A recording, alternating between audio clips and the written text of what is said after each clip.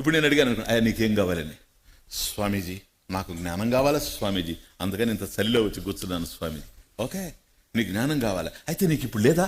లేదు స్వామీజీ. ఏముంది నీకు? అజ్ఞానం ఉంది స్వామీజీ. అనేది నీకు తెలుసా?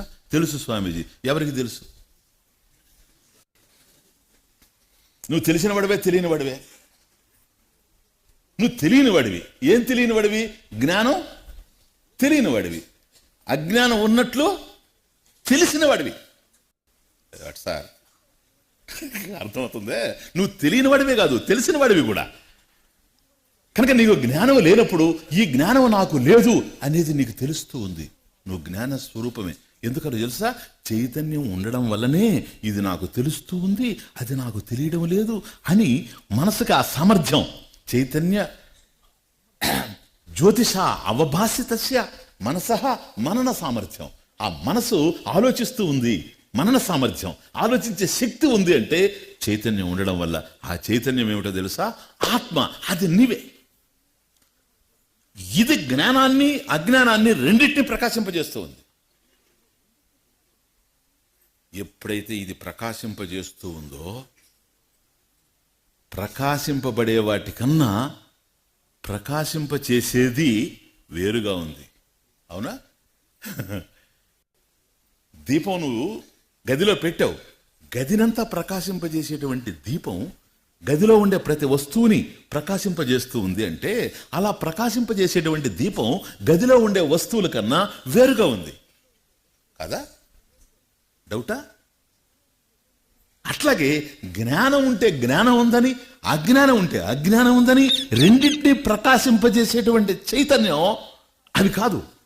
వాటికి అన్యంగా ఉండి వాటిని ప్రకాశింపజేస్తుంది. అవి ఉంటే వాటిని ప్రకాశింపజేస్తుంది, అవి లేకపోతే తాను ప్రకాశిస్తుంది.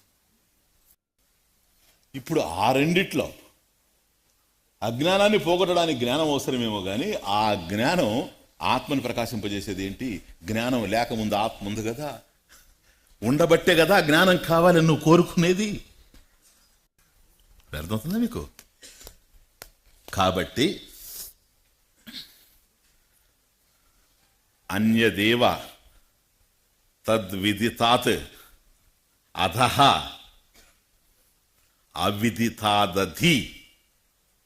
అన్యదేవ తద్విదితాత్ అధః అవిదితాదధి ఇది సుశ్రుమ పూర్వేషాం ఏనస్తద్వ్యాసచక్షరే.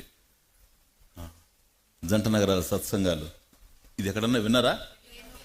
అచ్చా అచ్చా కేనోపనిషత్ చూసారా? అన్యత్ ఏవా తత్ విదితాత్. తత్ అది ఏది?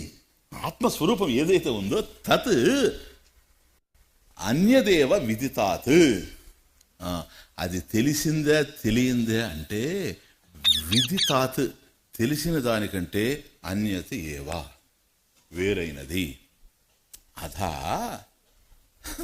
అవిదితాత్ అది తెలియని దానికంటే వేరైనది.